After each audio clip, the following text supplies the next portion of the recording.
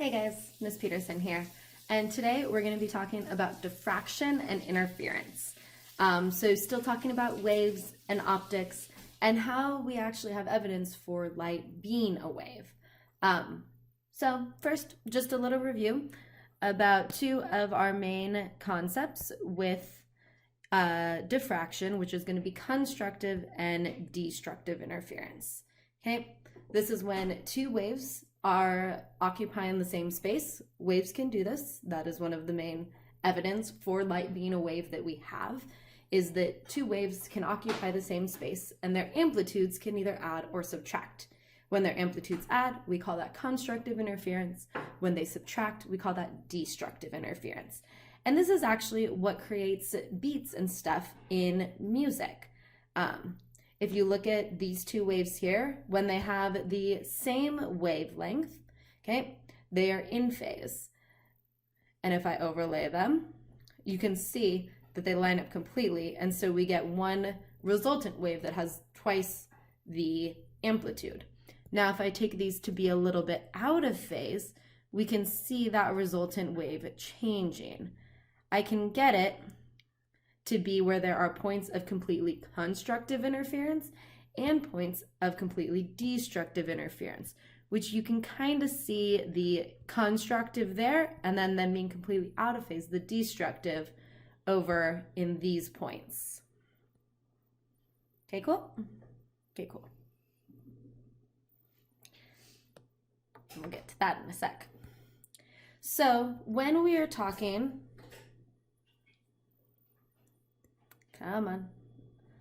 about diffraction and interference. Sorry, technical difficulties. There we go.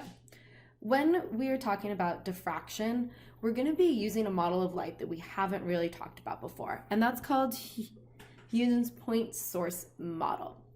Basically, what that says is that every single point on a wave can be the starting point for a new wave.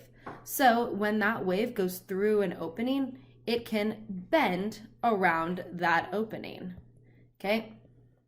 And you can see that here. Now, when there are two openings, we call that a double slit, and that's a lot of what we're going to be talking about today.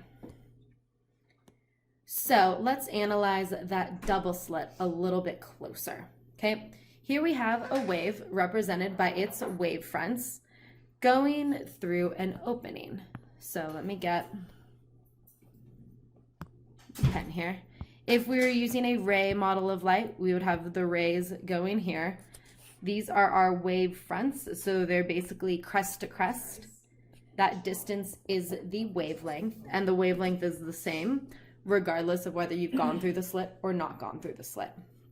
Now, if we look at this closely, what this is going to produce, say we have a screen right here, okay? This is our screen. We are going to have points where all of the waves line up, okay? There, because we have that constructive interference, we're going to get a bright spot.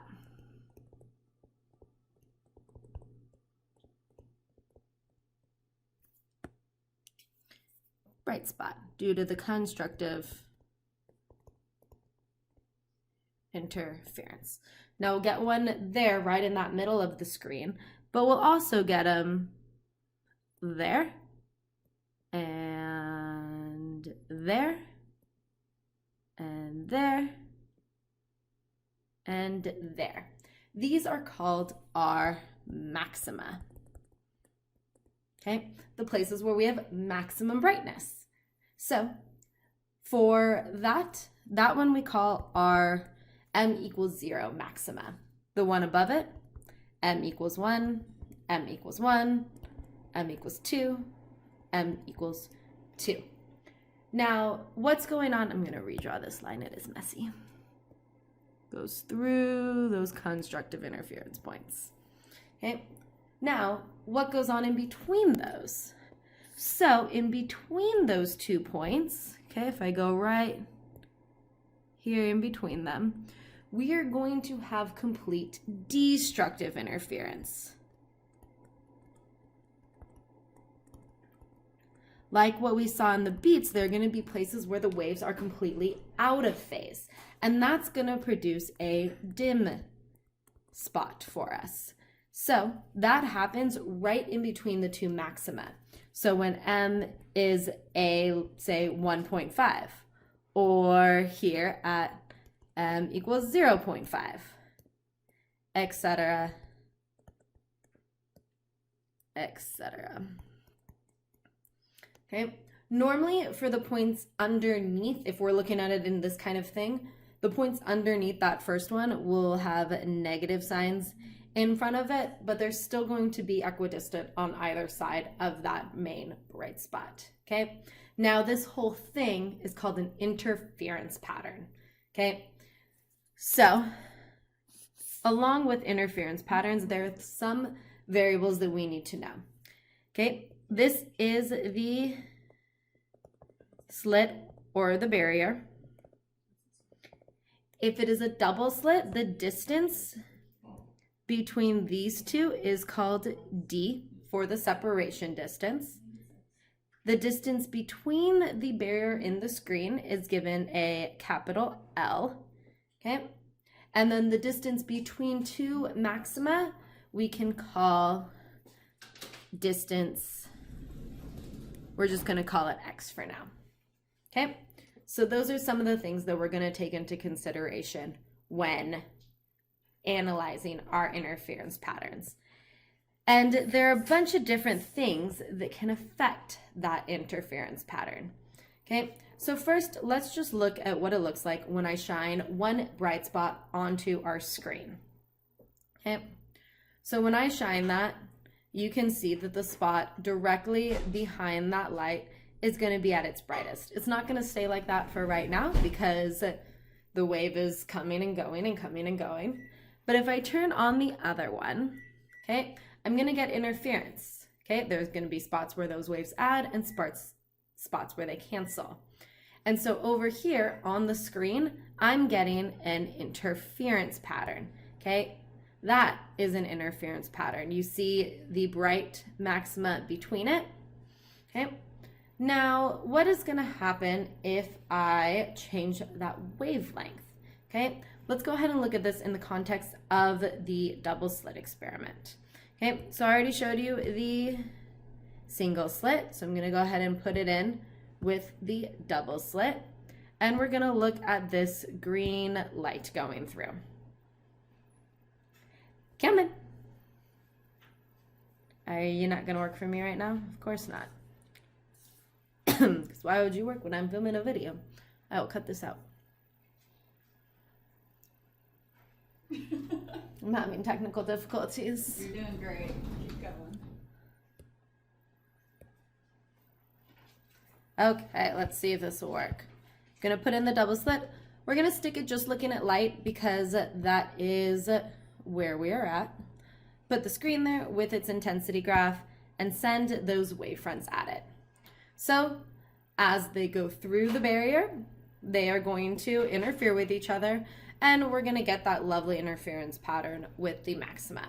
Okay, the one in the middle right here is the brightest, and then as you get farther away from that maxima, the intensity of the light decreases. It gets more dim.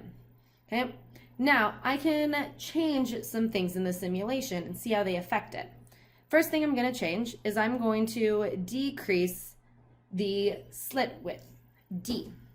So if I'm going to increase it.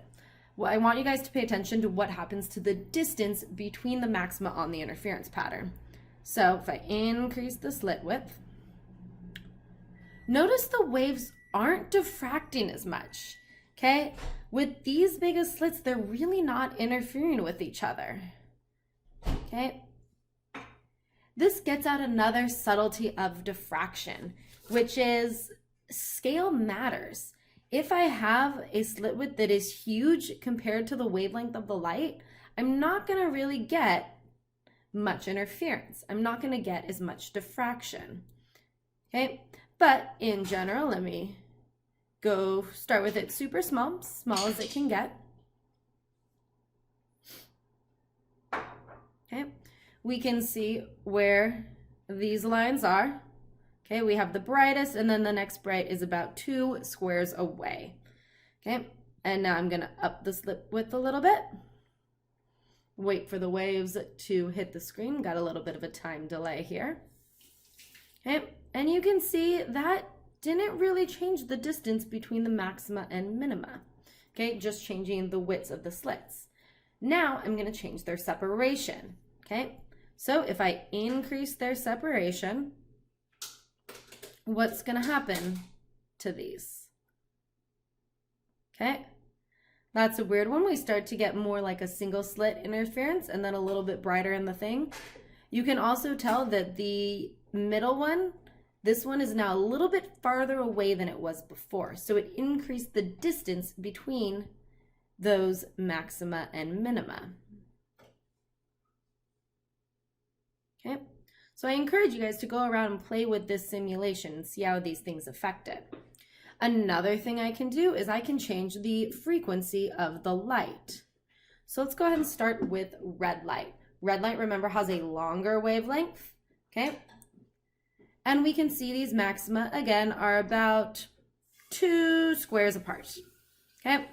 Now I'm gonna change it to purple, and I want you guys to see the highest wavelength light and see, sorry, highest frequency, lowest wavelength, and we're gonna see how that changes it. Now you can see they're a little bit less than 2 peaks apart. So as the frequency increases, okay, or as the wavelength decreases, the separations between the peaks also decreases. They have a direct relationship. Okay, cool? Okay, cool. Back to the notes. Okay, now if we look deeper at that math, at that interference pattern, okay? The bright areas, like we said, are when constructive interference happens. And it really has to do with the path length between those 2 slits, okay? So when, oh yeah, that's good. When those path lengths are equal, you're gonna have, of course, constructive interference. That's why there's always a bright spot directly behind those 2 slits, okay? Now, if we look a little bit away from that, where the distance between those 2 path lengths is different from exactly 1 wavelength, we're still gonna get constructive interference, okay? When that happens, that's when you're gonna have a bright spot. That's when you're gonna have a maximum. But when this is only a difference of 1/2 the wavelength, that's when you're gonna get destructive interference, okay? So it all has to do with the difference in that path length.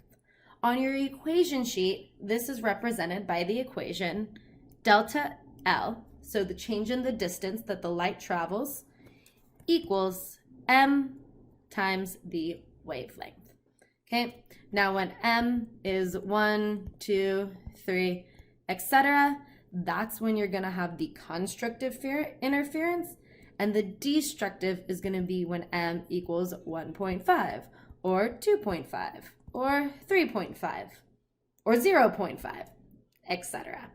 Okay, so again, this is the difference in path length, okay, between the 2 slits. M is an integer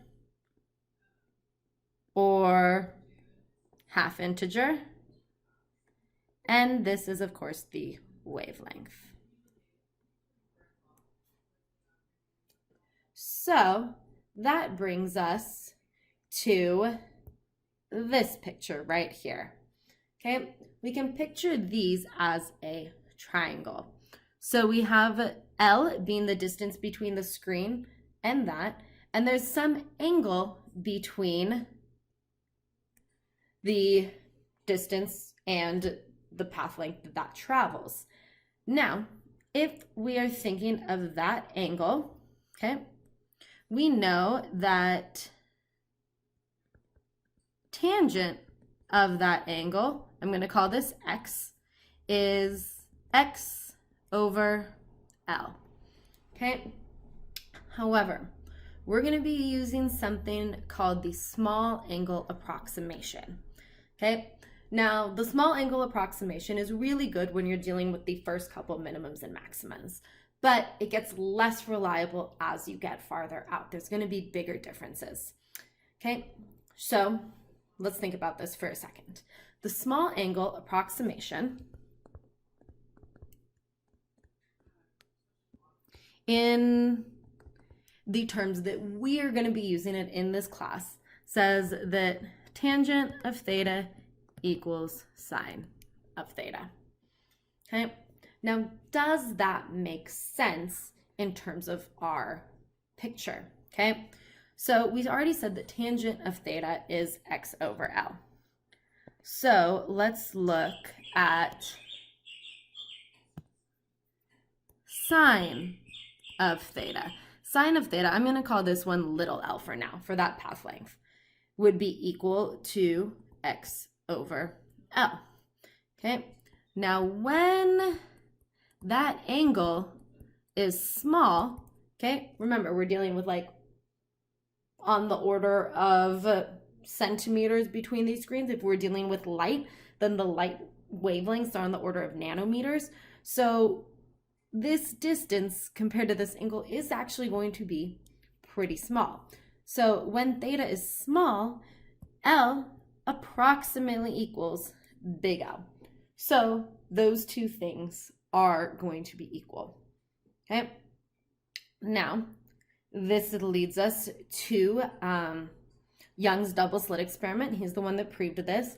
And the equation that we use to relate these is d, oh, I want to write this in a different color,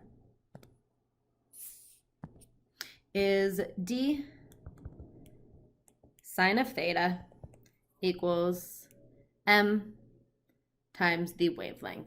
Again, where m is that whole number derivation and d is the distance between the slits.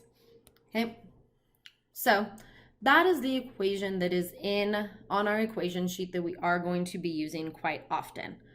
Okay, however, there's another form of this equation that uses some of this trigonometry to solve for this x. Okay, if we are using the small angle approximation where sine of theta is x over L and little l is approximately equal to big L, we can sub that in for this equation. So then we have the distance times x over L equals m times the wavelength. Reorganize, we get that the distance between those maxima is equal to m wavelength L over d. And we're actually going to be using this equation just as much as we use this equation. Okay, different forms of the same equation. Okay, cool.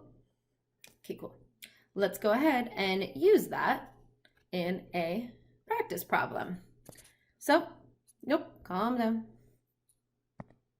So we have, okay, when red light has a wavelength of 664 nanometers, which we can represent as 664 times 10 to the negative ninth meters, is shined at a double slit, okay, with a separation distance of 1.20 times 10 to the negative 4 meters.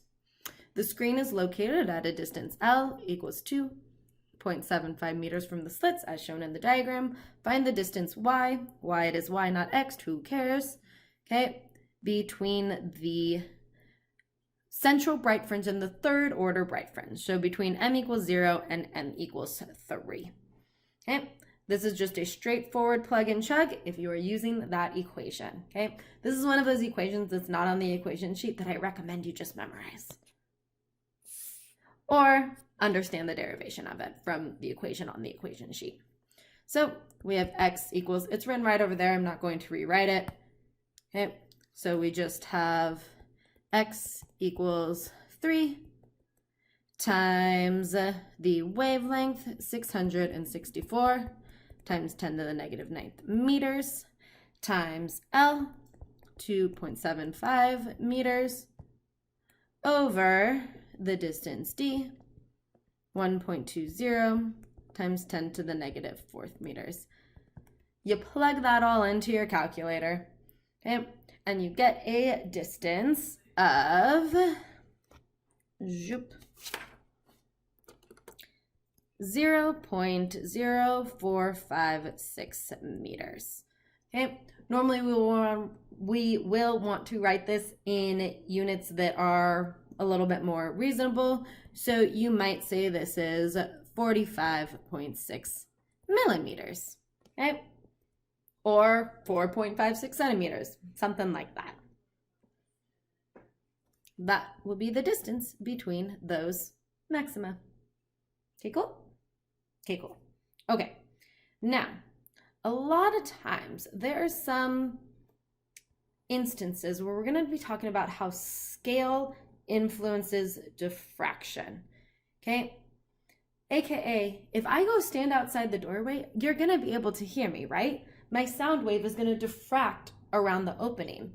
But if I shine a light through there, the light wave is not going to bend as much.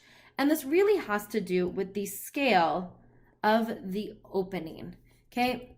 The opening needs to be at the same scale as the wavelength for diffraction, okay? If you have too big an opening, you're just not going to get as much diffraction, okay? Let's see if we can kind of picture that through here. So if I have that one slit with my light wave, okay, maybe this will be easier to visualize with water. Let's visualize this with water. Okay, I'm going to give it a really teeny tiny slit width, okay, and press go. So you can see my water wave generator going through it, and then you can see how much the wave is spreading out, okay, as it goes through it. Okay, you can see it going up through about there. Now, if I make the slit width bigger, okay, see how that diffraction angle kind of changed? It's not diffracting quite as much around those boundaries. Okay, if I make it even bigger, you'll see that it's almost just going straight through. It's just not diffracting as much. It's hard to put in terms of the equation because we don't only have an equation for the double slit, not for the single slit. But if you are looking at it in terms of our double slit equation, okay, in terms of the x equals wavelength L over D, okay, as the distance, that's the distance between the slits, not the slit width. You know, that's not really going to work, okay? As the distance gets further, okay, this distance, of course, would approach 0. But, so that could be one way of looking at a single slit. But basically, all you need to know is the smaller the slit, the more diffraction.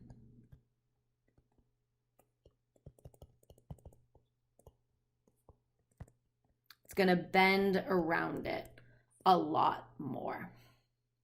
Okay, so it just needs to be on the same order of magnitude. That's basically what you guys are always going to be looking for. Same order of magnitude. Okay, so if we're looking at a doorway, the opening in a doorway is on the order of what? A couple centimeters. Okay, sound waves are on the order of meters. Okay, so those are on similar wavelengths, but light is on the order of nanometers. Nanometers is times 10 to the negative 9th. Centimeters times 10 to the negative 2. That's a difference of like 7 orders of magnitude. So you're not going to really see that effect.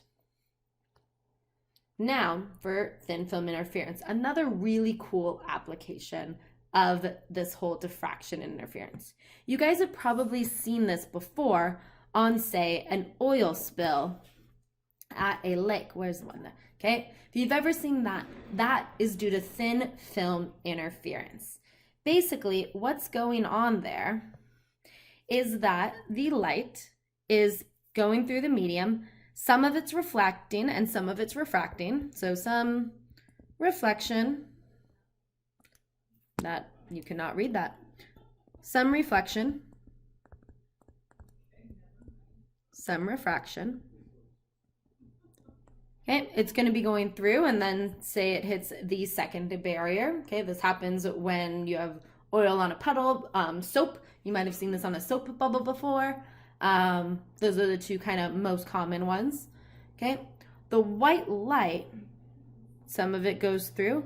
If you have waves that are completely in phase, okay, so the refracted light goes through and then meets up with another light wave, and it causes that constructive interference. Now, if you have destructive interference, that means those waves are going to hit and cancel each other out. Okay? Now, that depends on the wavelength of the light. So, okay, say this is distance t. Okay? The wave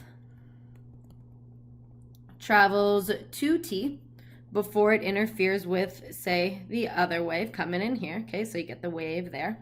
Wave travels 2t. Now, if 2t equals some multiple of the wavelength, note though, it is the wavelength in the thin film. So we can represent that by the wavelength in a vacuum divided by n, the index of refraction, okay? Then you get constructive interference, okay? Now, if 2t equals some half integer 1, okay, if m is an integer, then you can get destructive interference. So this is dependent on the wavelength. Different colors of light have different wavelengths, so they're going to experience this constructive interference at different points along that surface, okay? And that's how you get those pretty pictures of thin film interference, okay? If you Google this, you can see it on a soap bubble, okay? It looks really cool. Sometimes I've seen it on like airplane windows. You can get a little bit of it. But yeah, it's due to that interference of the waves. That is what happens. Yeah. Yep. So now let's just go ahead and do a practice problem and we will be good to go. So here we go. We have light with a wavelength of 589 nanometers, okay, shown through diffraction grating with a distance d of 1.5 millimeters, okay, and then the distance L between the slit is 6.0 meters, okay. When doing diffraction, always make sure you are watching your units, okay. We need all of those to be the same. Easiest one, put them all in meters. So we have the wavelength of 589 times 10 to the negative 9th meters, this 1.5 times 10 to the negative 3 meters, and this one can just stay at 6.0 meters. Okay, let me go ahead and shrink that down so I can keep on writing here.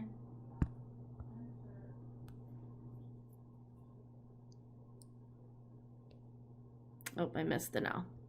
Oh well, put it back right there. Ta-da! Fixed. Okay, so first question asks us, how far above the center of the screen will the second brightest maxima occur? Oops, come on.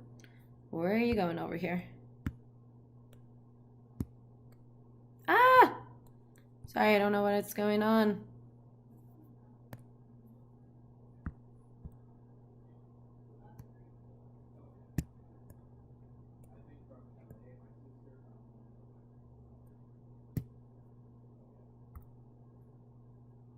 Okay, how far from the screen will the second brightest maxima appear? Note, the second brightest maxima is the m equals 1.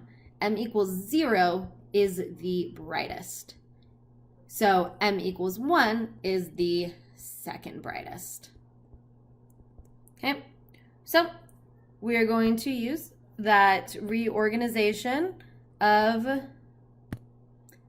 the thing.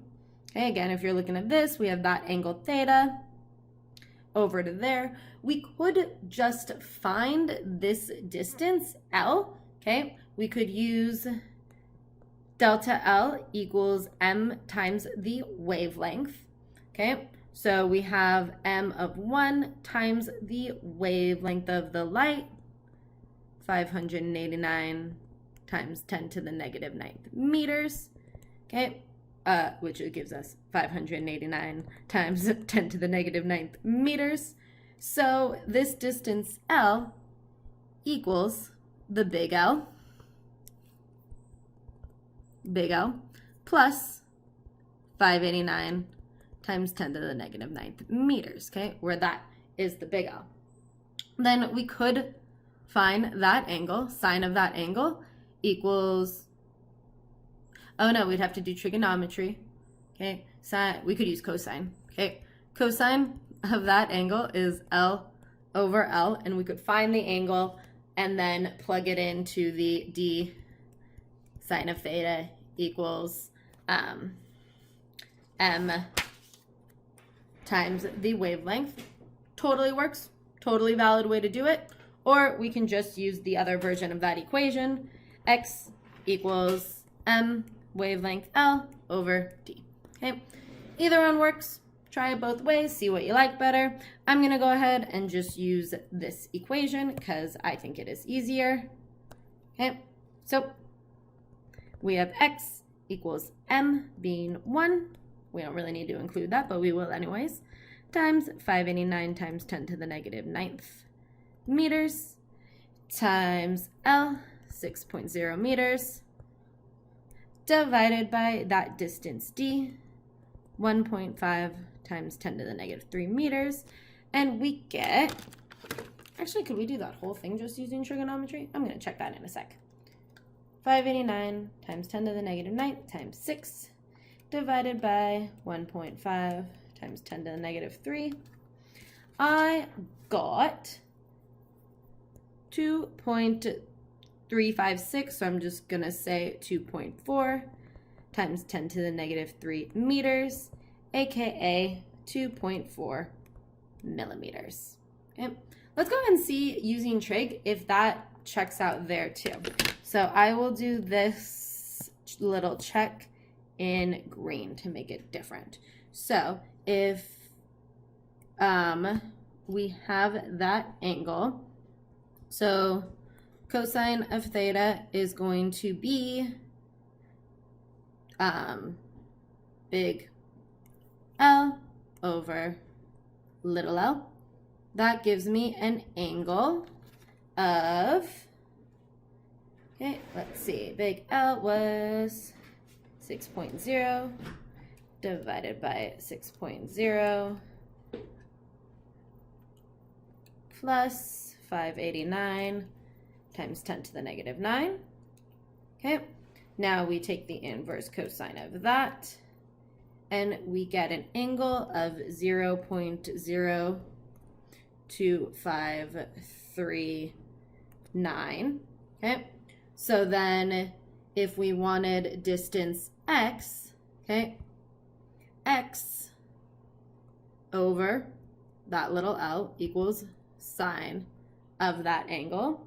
So I'm going to take the sine of that angle, multiply it by that little l, okay, which is 6.0, basically just 6.0, because 589 times 10 to the negative 9 is really small compared to that. Okay, and I got 2.66 millimeters. So a little off, probably due to some rounding issues and some scaling, but that still works.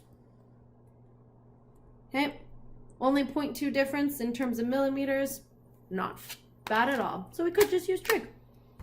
Okay, next one. How far below the center of the screen will the third dark fringe be? Okay, so this is dark fringe at M 0.5. This is dark fringe at M 1.5. The third dark fringe will be at M 2.5.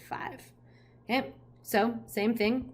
X equals M, which is 2.5 times wavelength, 589, times 10 to the negative 9th, times L, 6.0, over D, 1.5 times 10 to the negative 3.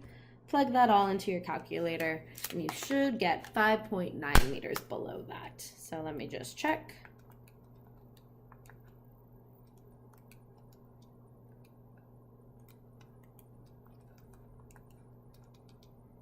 Yep. Okay. 0.00589 meters, which is 5.9 millimeters. Makes sense. It's about 3 times as far down, or 2.5 times as far down as the first brightest maxima. Now, what would happen to the interference pattern if the slits were moved closer together? So let's go ahead and look at our equation. X equals M wavelength L over D. D is the distance between the slits. So if that number decreases, X will increase. Okay, so the interference pattern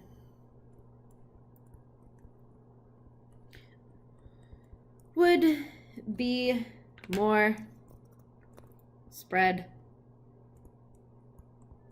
out. Okay, and that's it for diffraction and interference. Okay, cool. Okay, cool.